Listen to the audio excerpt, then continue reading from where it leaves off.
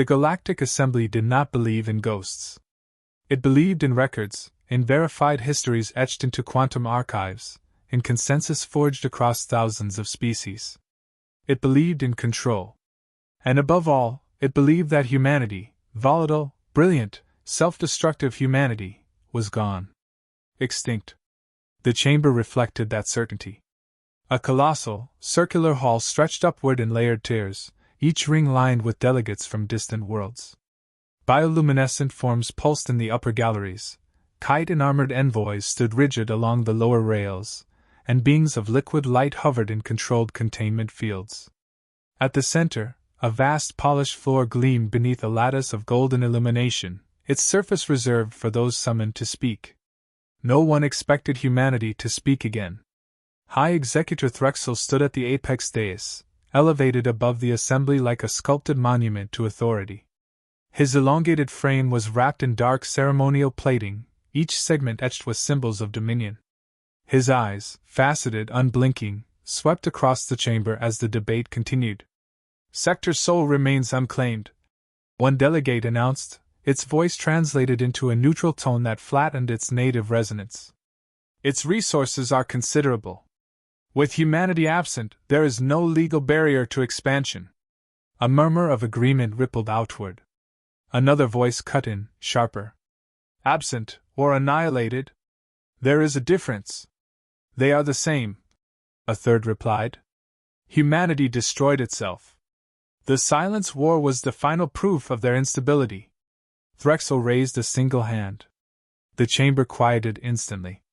Humanity is extinct, he said, each word precise. This is not speculation. It is fact.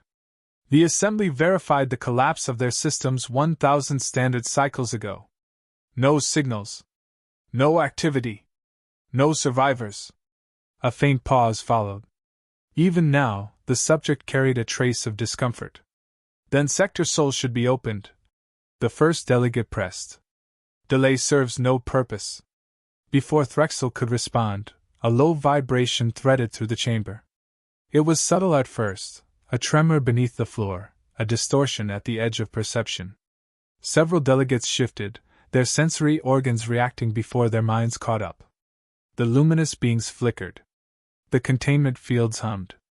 Threxel's gaze sharpened. Report. An aide stepped forward, its posture tense. We are detecting an energy anomaly within assembly space. Source? Unknown. The word landed heavily. Impossible, another delegate muttered. Nothing enters assembly space without authorization. The vibration deepened. Light warped along the chamber's edges, bending as though reality itself were being pulled out of alignment. The golden lattice above flickered, then steadied, casting long, distorted shadows across the floor. Activate defensive protocols, Threxel ordered. No response. The aide replied immediately, confusion bleeding into its voice. Systems are unresponsive. Silence fell. At the center of the chamber, the air split. There was no explosion, no flash of violence, only a quiet, unnatural folding of space. A vertical seam of darkness opened, edges shimmering with contained energy. It widened slowly, deliberately, as though guided by an unseen hand. Gasps echoed from the surrounding tiers. From within the rift, something emerged. Not a weapon. Not a fleet. A doorway. Beyond it lay a corridor of dim light and metallic structure, a glimpse of something vast and controlled. Footsteps followed, measured, synchronized, unmistakably deliberate. 5 figures stepped through. The rift sealed behind them without a sound. They stood in perfect alignment at the center of the chamber, equidistant from one another, facing outward. For a moment, no one moved. No one spoke. The assembly, spanning civilizations older than stars, was held in a single, suspended breath. They were unmistakably humanoid. Tall. Upright. Clad in dark, precisely tailored suits that contrasted sharply with the ornate and alien forms surrounding them. White collars framed their necks, dark ties falling in straight lines. Their hands rested calmly at their sides. Their skin was a muted green, smooth and unmarked. Their heads were bare, their expressions composed, their eyes steady. Human. The word did not need to be spoken. It reverberated through the chamber regardless. Impossible, someone whispered. Threxel did not move. His gaze locked onto the central figure. Identify yourselves, he said, his voice cutting cleanly through the silence. The central figure stepped forward by a single pace. The motion was small, but it drew every eye. Commander Elias Varn, he said. His voice was even, controlled, carrying without straying. I represent humanity. A ripple of shock tore through the assembly. Some delegates recoiled. Others leaned forward, their curiosity overriding caution. Several security units along the lower ring shifted into readiness, though their weapons remained inert. Threxel's expression did not change, but something colder settled into his posture. Humanity is extinct, he stated. Elias held his gaze. That is what you recorded. It is what we verified, Threxel replied. A faint, almost imperceptible smile touched Elias's mouth. Verification depends on the tools you possess. The chamber stirred uneasily. You stand in violation of assembly protocols, Threxel continued. Your presence here is unauthorized. And yet, Elias said, we are here. A pause followed, heavier this time. What do you want? Threxel asked. Elias did not answer immediately. He let the silence stretch, letting the weight of their return settle over the chamber. Then he spoke. Recognition, he said. And correction. Murmurs flared again, louder now. Correction of what? A delegate demanded. Elias turned his head slightly, addressing the wider assembly. Of history, he said. Of assumption. Of the narrative you built in our absence. You expect us to believe you simply vanished? Another voice challenged. For 1,000 cycles? Elias's gaze returned to Threxel. We did not vanish, he said. We withdrew. The distinction hung in the air. For what purpose? Threxel pressed. Elias's expression hardened, the faint trace of warmth gone. To survive, he said. And to finish what you refused to begin. A flicker of tension passed through the chamber. Threxel stepped down from the dais, descending toward the central floor. Each movement was deliberate, controlled. He stopped several meters from Elias, maintaining distance without retreat. You speak as though the assembly failed you, he said. Elias met him without hesitation. You did. A sharp intake of breath echoed from somewhere above.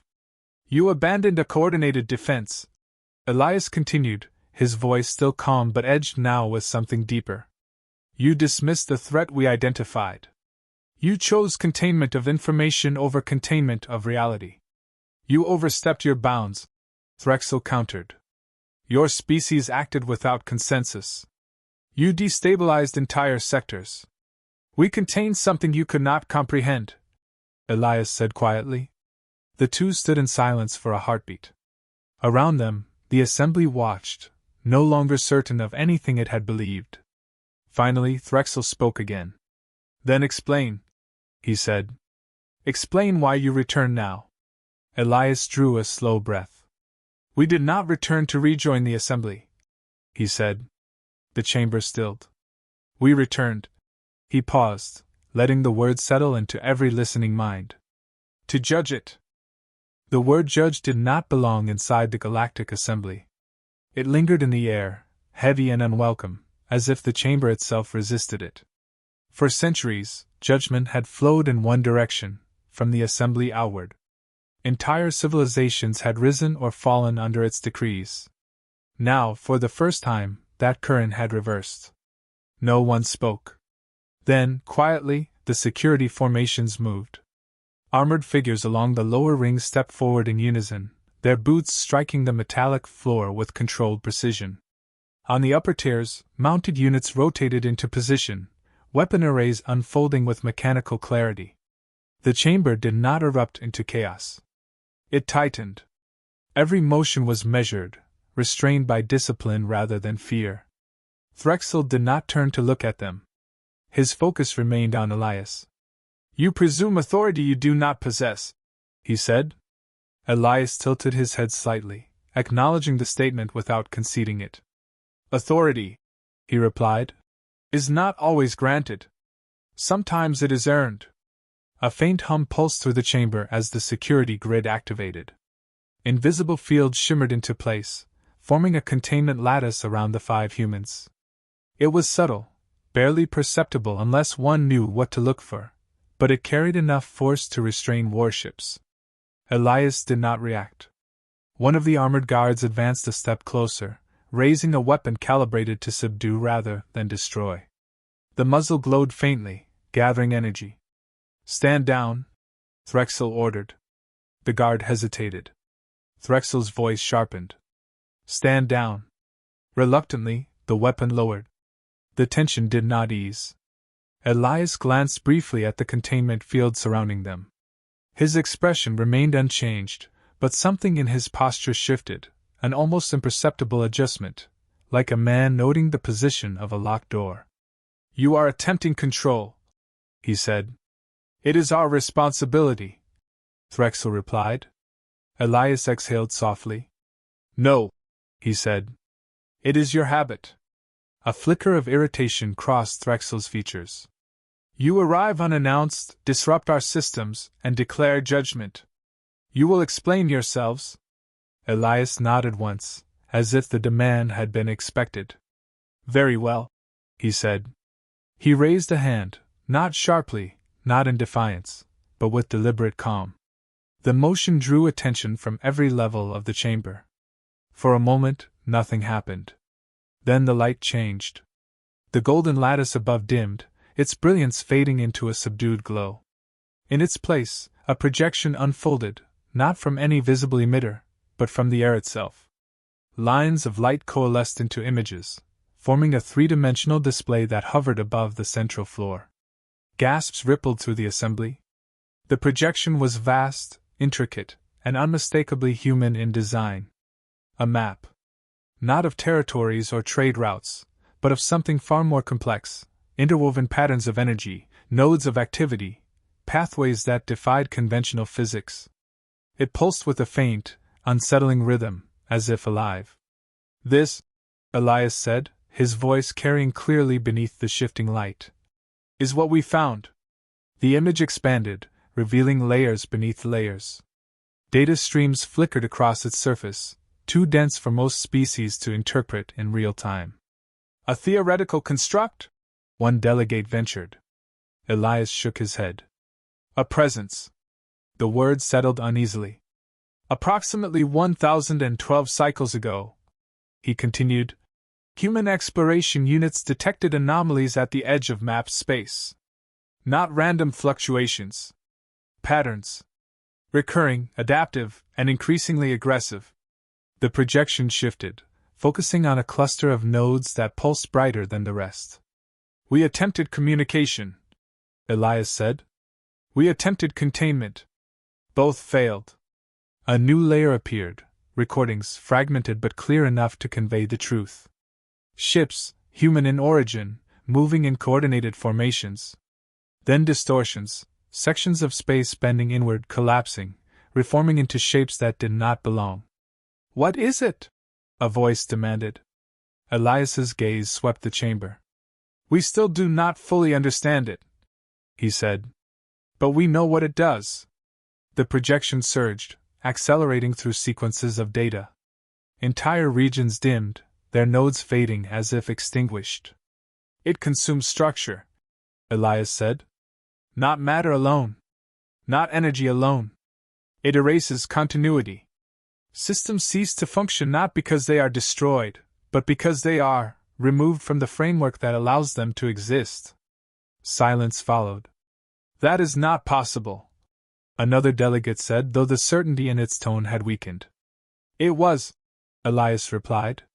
It is. The image shifted again, revealing a timeline, events unfolding in rapid succession. Human fleets engaging the anomaly. Losses mounting. Adaptations failing. We brought this to the assembly, Elias said. The projection paused on a specific point. A gathering. A chamber not unlike this one, though less refined. We requested coordinated action, shared resources, unified response. Threxel's voice cut in. And you were denied. Elias looked at him. We were dismissed. A murmur spread. You classified our findings as speculative. Elias continued. You restricted access to our data. You advised caution, not engagement. We had no verification, Threxel said. You had evidence, Elias corrected. You chose not to accept it.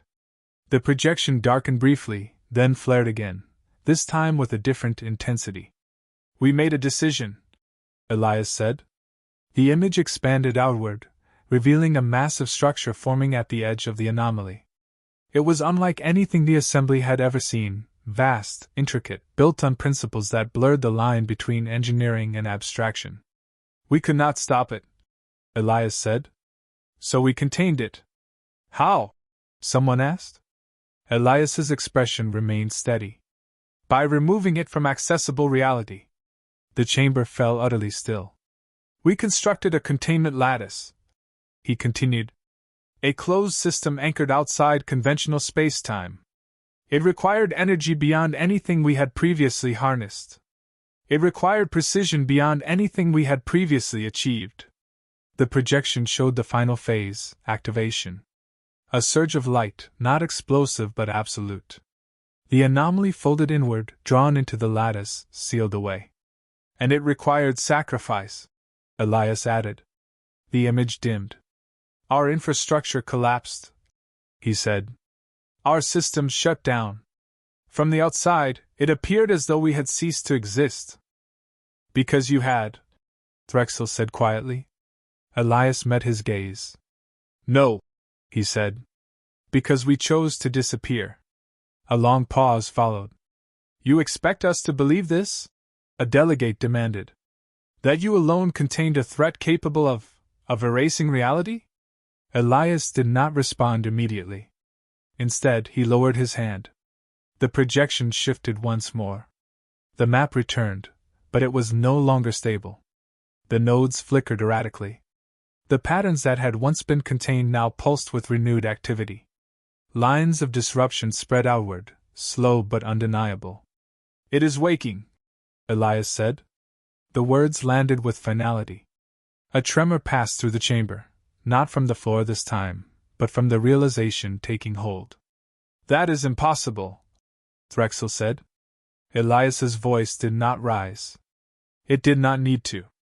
You built your understanding on incomplete information, he said. You buried what you did not want to confront. You declared us extinct because it was easier than admitting you were unprepared. The projection dimmed, leaving only the faint glow of the chamber's original light. Elias stepped forward, closing the distance between himself and Threxel by a single measured pace. For 1,000 years, he said, we watched.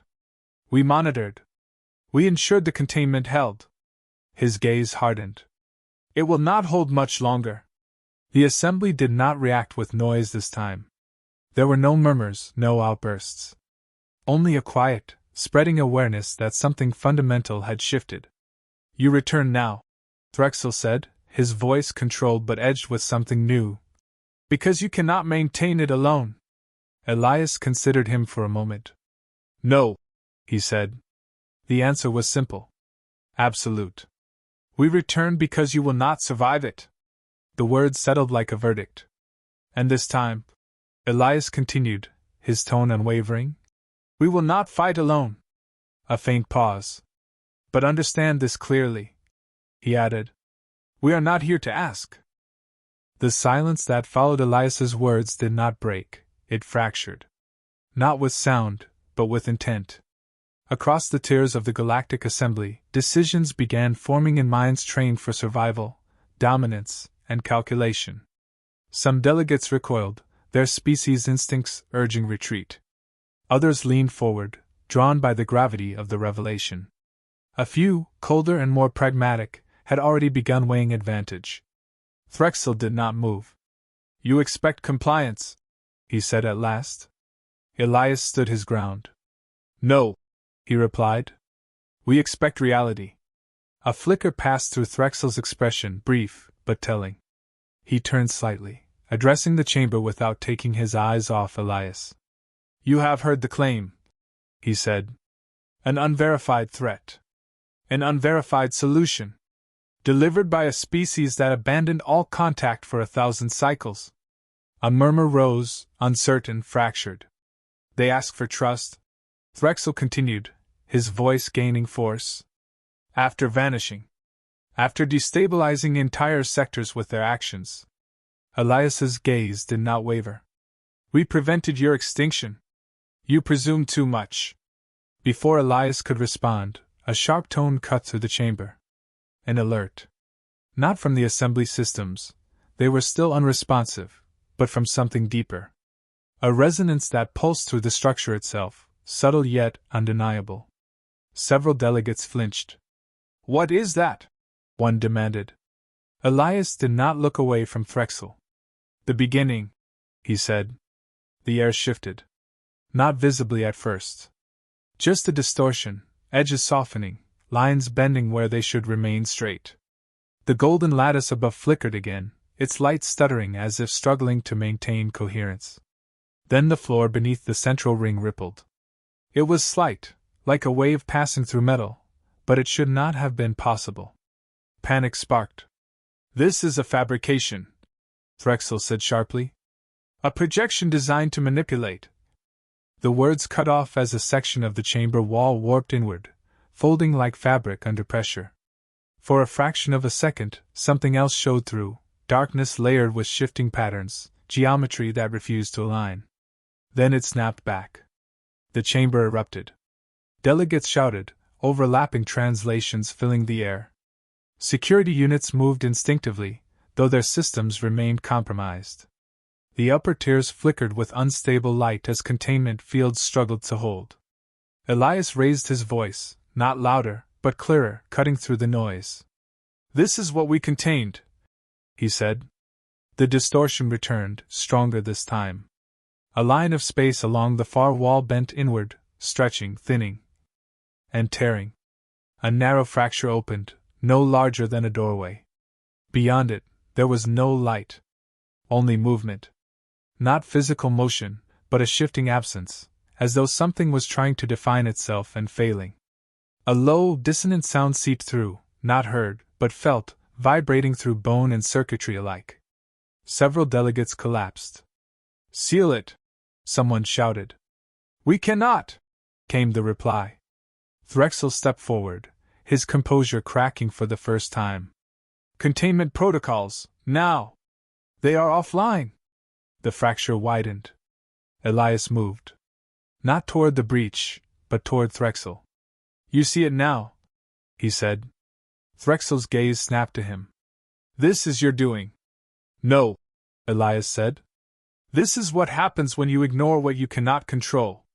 Another ripple tore through the chamber. The fracture pulsed, expanding, contracting, as if testing the boundaries of its existence. The sound deepened, a pressure building behind it. From above, one of the suspended fixtures twisted, its structure warping under invisible strain before collapsing inward with a sharp metallic groan. The assembly was losing control.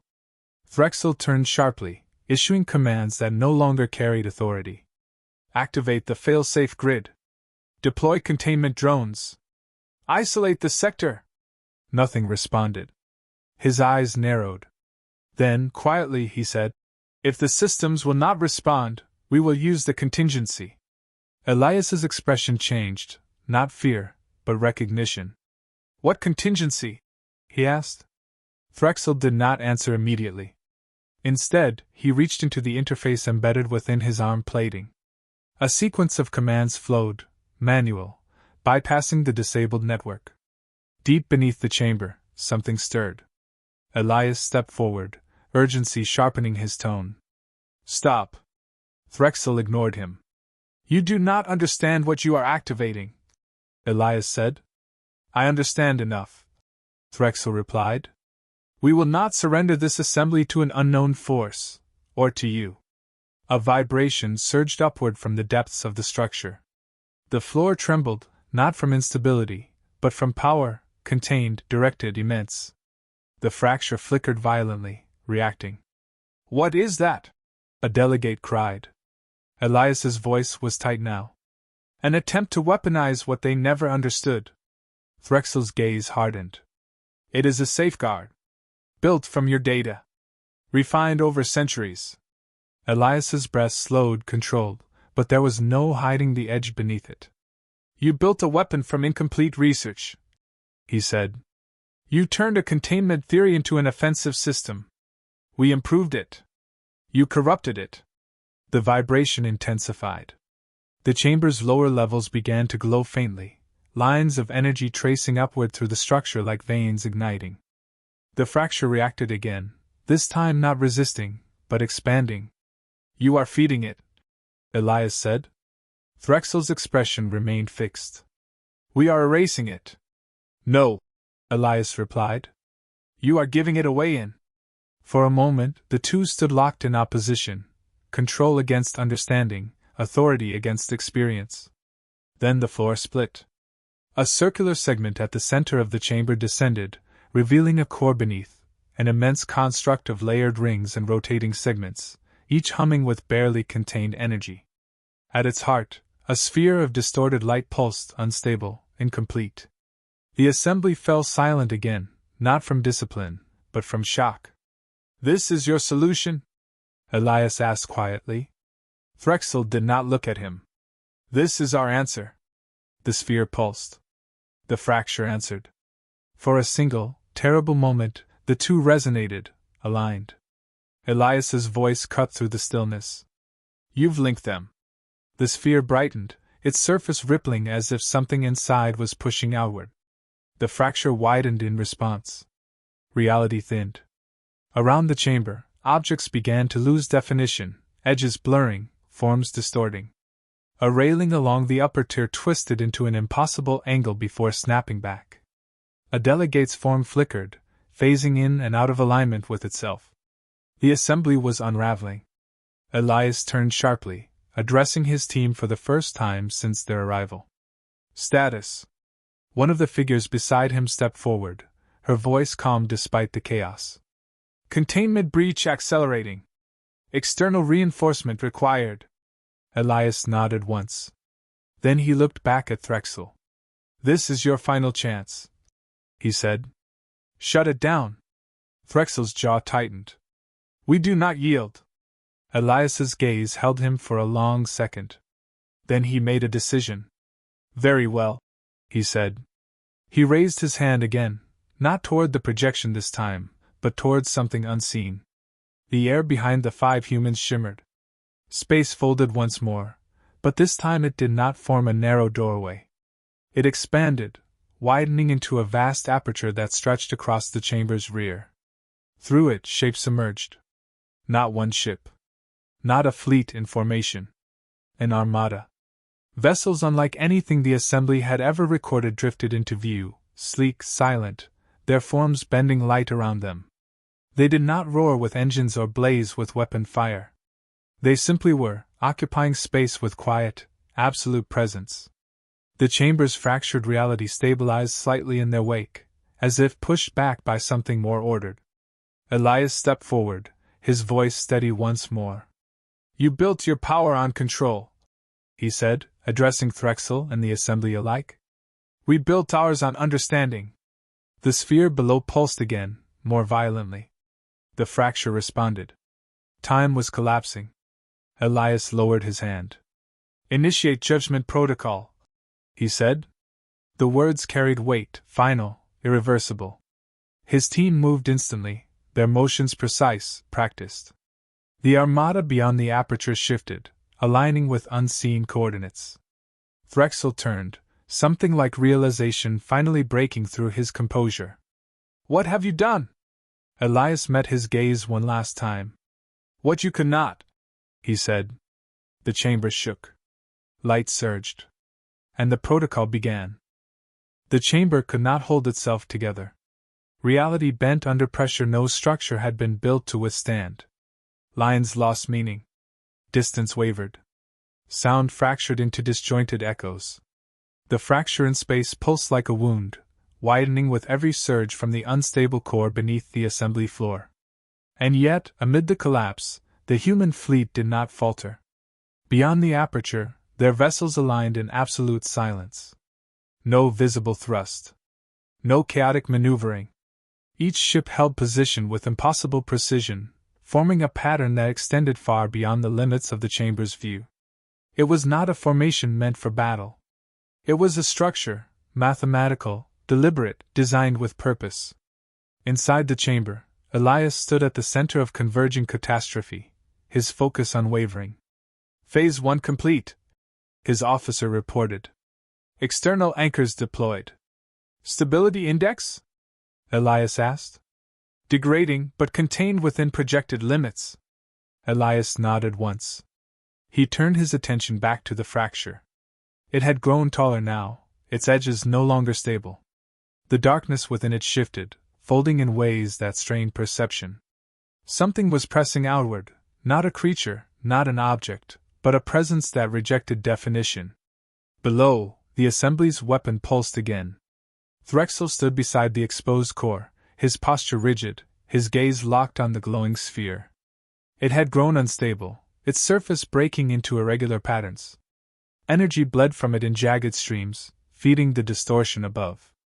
You can still shut it down, Elias said, his voice steady despite the chaos. Threxel did not look at him. This is control, he replied. This is how we restore order. Elias stepped closer, ignoring the shifting floor beneath his feet. You are not restoring anything, he said. You are accelerating collapse.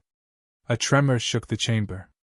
One of the upper tiers warped inward, its structure folding before snapping back into place with a violent jolt. Several delegates lost footing, clinging to rails that no longer held consistent shape. Threxel finally turned. You speak of understanding, he said, his voice tight. Yet you hid from the galaxy for 1,000 cycles. We isolated the threat, Elias answered. We contained it. We ensured it did not spread. And left the rest of us ignorant, Threxel snapped. Yes, Elias said. The answer was immediate. Unapologetic. Because you chose ignorance. For a moment, Threxel said nothing. Below them, the core surged again. The sphere distorted, its surface splitting into layered fragments that no longer aligned. The energy it released no longer followed any predictable pattern. The fracture responded. It expanded. The chamber dimmed as light itself seemed to stretch toward the opening, drawn into its shifting depths. The sound, if it could be called that, grew stronger, pressing against thought, against memory, against identity. Delegates began to falter, their forms flickering as the distortion reached them. Elias exhaled slowly. Phase 2, he said. The response came instantly. Ready. Outside, the human fleet moved, not forward, not backward, but inward. Their positions shifted along unseen vectors, aligning with the fracture's geometry. Lines of faint light connected them, forming a lattice that mirrored the distortion within the chamber. The air changed. Not calmer. Not quieter. Ordered. The fracture resisted. Its edges writhed, pushing outward, testing the new boundaries imposed upon it. For a moment the two systems, human design and the anomaly's nature, clashed without resolution. Then the lattice tightened. The fracture shuddered. Threxel stared at the projection forming around the chamber, his expression no longer controlled. What are you doing? He demanded. Elias did not look at him. Rebuilding the containment, he said. With what? Threxel asked. You said it required everything you had. Elias's gaze lifted toward the fleet beyond the aperture. It did, he said. Before. The implication settled slowly. You've advanced it, Threxel said. Elias inclined his head slightly. We refined it. Another surge tore through the core. The sphere below expanded, pushing against its containment. Cracks of light split across its surface. It's too late, Threxel said. The system is unstable. Yes, Elias agreed. Because of you. The words carried no anger. Only fact. The sphere ruptured. Energy burst outward, not as an explosion, but as a collapse of structure. Space around it folded inward, pulling fragments of the chamber with it. The fracture above flared in response, widening to match the surge. For a single, critical moment, everything aligned. Elias moved. "No," he said. The fleet responded. The lattice snapped into place. Light, clean, precise, controlled, flooded the chamber from the aperture. It did not overwhelm. It defined. Every line, every surface, every fragment of distorted space was forced back into coherence. The fracture resisted. It pulsed, expanded, contracted, searching for weakness. There was none. The lattice held. Slowly, inexorably, the fracture began to shrink. The sound faded first, the pressure easing as the distortion lost its hold. The edges stabilized, their chaotic motion slowing as the containment reasserted itself. Below, the collapsing core flickered, its energy redirected, no longer feeding the anomaly, but drawn into the lattice above. Threxel watched, unmoving. "This is not control," he said quietly. Elias finally looked at him. "No," he said. "It is responsibility." The fracture narrowed further, its presence diminishing as the lattice compressed around it. The darkness within receded, pulled back into the framework designed to hold it. Then, with a final, silent contraction, it was gone. The chamber did not return to normal immediately. The air still trembled with residual energy. The floor remained uneven, its structure recovering from the strain. The golden lattice above flickered weakly, struggling to re-establish itself. But reality held. The assembly remained. Silence followed, not the tense, uncertain quiet from before, but something deeper. A collective stillness born from survival. Elias lowered his hand. "Phase 3, he said. "Containment secured," his officer confirmed. "System stable." Elias nodded once. Around them, delegates slowly regained composure. Some stood. Others remained where they had fallen, their forms steady once more. The upper tiers, though damaged, held their shape. Threxel did not move. His gaze drifted from the sealed fracture to the dimmed core below, then to the fleet beyond the aperture. "You could have let us fail," he said. Elias considered him for a moment. "Yes," he said. "Why didn't you?" Elias's expression did not soften, but something within it shifted, less distance, more weight. "Because failure would not have ended with you," he said.